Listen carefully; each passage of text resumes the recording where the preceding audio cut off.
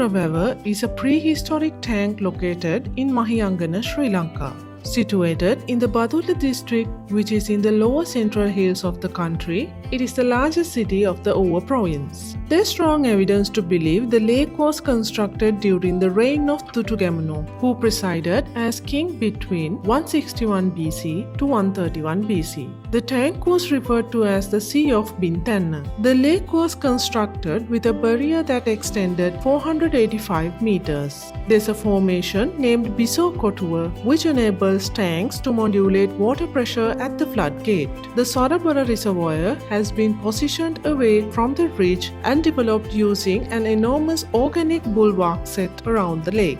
This is said to be the only water gate found in Sri Lanka. The acclaimed Sorabora Wewa is famously man-made and is situated 1 kilometer from Mahiyangana town. This is an amazing natural wonder that is a must-visit destination in the country. What is unique about the reservoir is that it does not make use of the Bisokotua, unlike the other tanks in Sri Lanka. This was a clever invention that led to vast lakes being built since the 4th century BC. The name Mahiyangana is derived from the Pali language, which means plateau. The village can be found toward the eastern falls of the central hills. The road leading up this region is winding, and there are 18 famous hairpin bends when traveling from Kandy to the central part of Sri Lanka. Mahiyangana is connected across the country to various other cities, including Kandy and Badulla and Ampara, Polonnaruwa and Monragala. During the construction of the Sorabora Lake, the creators didn't place the water gate at the barrier but carved a deep trench that took the place of the moat instead.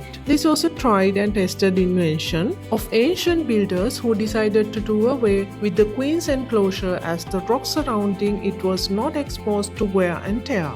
The magnificent Sorabora tank is spread across 1,100 acres and holds 11,800 acre-feet of water at full quantity. The water gates are slid into the natural rock skillfully and are approximately 5 feet wide. There is amazing folklore on how the tank was built during this time. Prince Dutugamunu was clashing with Elara, a Tamil assailant. As Prince Gamunu and his 10 generals trekked towards Anuradhapura, a relatively new soldier named Bulatha joined the army. They camped at Kadalipatra, a village known as Keselpatha today, close to Mahiyangana. Bulatha was a strong man who was designated the task of carrying out daunting duties. He descended from the village of Tiripattiya, located within the central province of Sri Lanka. Bulatha was appointed to collect a variety of items and deliver it to castle. Some of the objects included treacle, milk, betel leaves, and a reka nut from different villages. Bulatha hiked along a Presided route as many of these villages were set apart by mountains. This expedition was also one that was often travelled by thousands of pilgrims on their way to worship the Raja Mahavihara in Mahiyangana. As Bulatha made this treacherous trip, he encountered a stream of water that flowed between two hills and wondered if he could dam this creek. He believed it would be the perfect location for a water tank that could supply water to numerous rice fields. Once he delivered the necessary items to the palace, Bulatha began to build the gully between the two hills himself. Mythology imagines Bulatha, who was very strong, used a hand tool that was 10 times bigger than the average tool and was able to remove the soil to begin construction.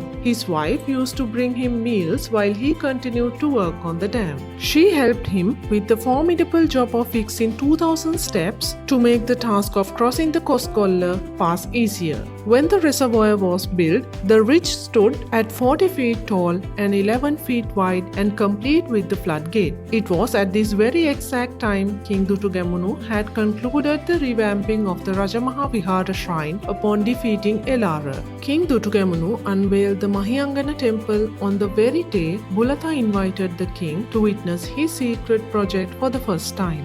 He revealed the challenging task given to his wife, which led Queen Vihara Mahadevi to offer them a special invite to the stately opening of the reservoir. After the celebration, the king is said to have ordained Bulatha as the general of the army, and for his sole contributions allocated a village named Udatwewa. His wife was presented necklaces by the queen, who later appointed her as the chief of security. Sorabora Wewa has since stood the test of time, experienced the mystical wonders of the lake surrounded by picturesque scenery. Moreover, this is a rare and beautiful spot that has turned out to be a major travel destination of Sri Lanka. It is an amazing masterpiece of the ancient irrigation technology in the country, and as a man-made invention, it is truly remarkable. A popular site for travelers, be ready to be mesmerized by the enchanting surroundings and glittering blue skies. The waters are filled with vibrant and colorful fish encircled by a tranquil and serene environment. With an enriching landscape and sweeping waves, Sorabora Lake is an incredibly special place in terms of nature, architecture, and technology, and is said to have the most skillful irrigation system that is in operation today. And all it took was a natural rock and amazing insight to create a marvelous formation.